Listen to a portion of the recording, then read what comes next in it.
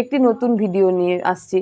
কেউ ধর্মকে মানে, কেউ মানে না, কিন্তু ধর্মকে মানুন বা না মানুন, মূল বিষয়টা হচ্ছে কর্ম। ধর্মেরও মূল বিষয় হচ্ছে কর্ম।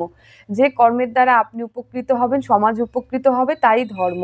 আর যে কর্মের দ্বারা শুধুমাত্র আপনার স্বার্থ সিদ্ধি হবে, তাই অধর্ম। তো মূল বিষয়টাই হচ্ছে কর্ম। তো আমরা প্রতিদিন যদি কিছু নিয়ম মেনে চলতে পারি, আমাদের ভাগ্যের উন্নতি ঘটবে। তার মধ্যে অন্যতম হচ্ছে, আপনি ঘুম থেকে উঠছেন, উঠে আপনি প্রথমে কি করবেন, কোনো কিছু খাবার খাচ্ছেন, তখন কি বলে খাবেন? ভোজনে শ্রী জনার্দনম।